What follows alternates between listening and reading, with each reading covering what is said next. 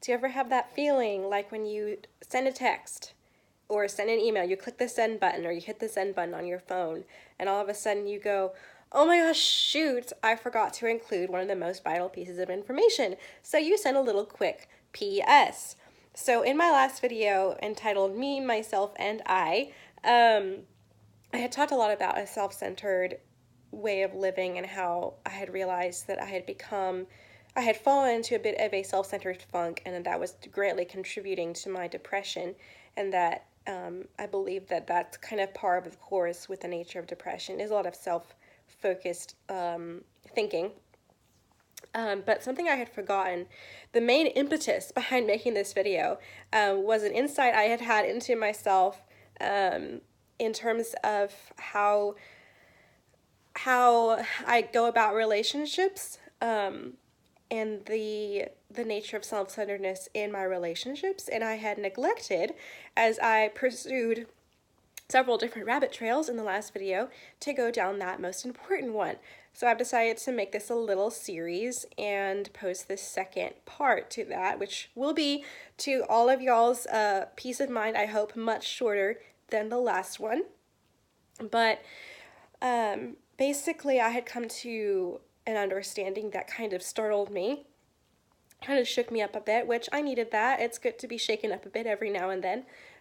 In terms of, I think if we're wanting to constantly grow, that requires some jolts and jumps and surprises emotionally and mentally where we're like, hey, I need to make a change here.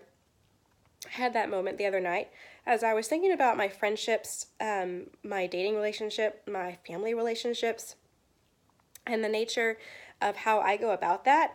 I used to pat myself on both shoulders, thinking that I was a very unselfish, kind friend, girlfriend, sister, daughter, niece, granddaughter, whatever you want to say. And that I fit those roles with grace because I typically tried to put the other person first. I generally tend to have a slightly more other-centered focus in some ways, just because of the nature of my personality and my giftings, but I'm as selfish as the next person. And I was realizing something very interesting about, so basically one night, I will not say when, but very, very recent, I was kind of laying in bed, unable to sleep, and I was kind of fuming inwardly about how a close friend of mine was relating to me. And this person was not relating to me in a way that I particularly appreciated. They were not doing anything wrong. They were not actively hurting my feelings or tearing me down or doing something that was transgressing my boundaries or my self-worth. What it was they were not relating to me in a way that I related to them. I show love in very particular ways. I have my own love languages. I love words of affirmation and acts of service, also quality time. So I tend to show love the way I receive love. So the way that I'll take something and receive it is the way that I typically end up giving it. And because of some emotional immaturity that I recognized that night and am continuing to recognize, I typically judge people and evaluate people based on how they show me love in my own criteria for it. So basically, if people don't show me love the way I show other people love, or if people don't show me love based on how I uniquely receive it, even though I may not have expressed that need or expressed the way I particularly receive love, instant judgment. For me, it's like, oh my gosh, I cannot believe that they don't understand that I love words, or I can't believe they don't, just think, are more thoughtful or more intentional. I throw that word around a lot, intentionality, because I value intentionality. However, I can get so tied up in emotional knots when my friends, my family, my boyfriend, whatever it might be, whoever it might be in my life that I cherish, there's a constant sense of or there can be, that the first response can tend to be, instead of giving the other person the benefit of the doubt, or seeing, having the eyes and perspective to take note of how they are uniquely loving me, the way that they do best, or giving credit for the ways they try to show love, I'm judging the fact that they don't do it the way I want them to. which essentially would mean they would have to be a mind reader, because they would have to read my mind and know exactly what I needed at that moment. And because I am kind of a loner, like I mentioned in my last video, kind of isolate my true self sometimes. I have a problem communicating at times what I need or what I want.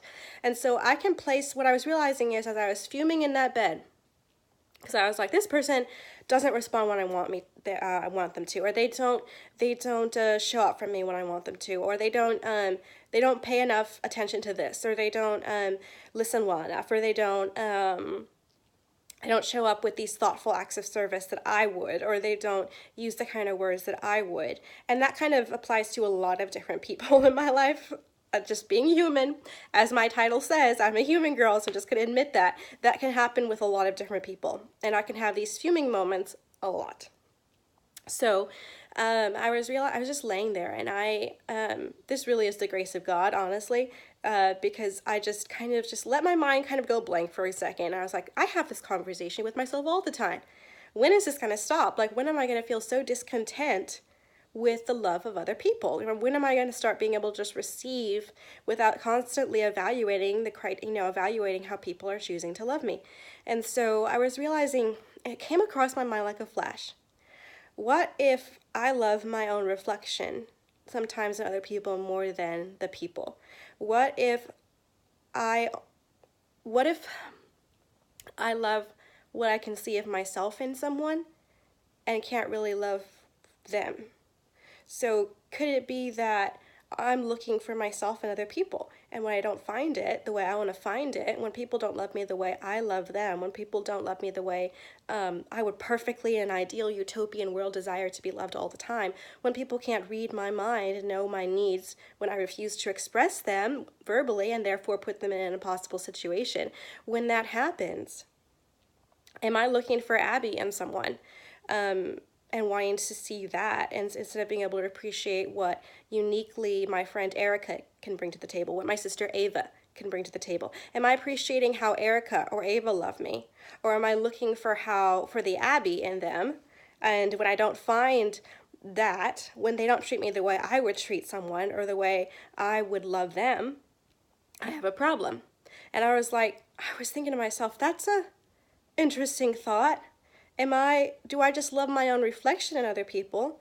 Do I have a problem loving other people for themselves without wanting to see me in them? Or is it just simply that I have a problem looking or appreciating or acknowledging or seeing the love of other people, even though it doesn't always come in the package that I would package it in, or doesn't always come in the package I want to receive it in? Do I have the eyes to appreciate and see that?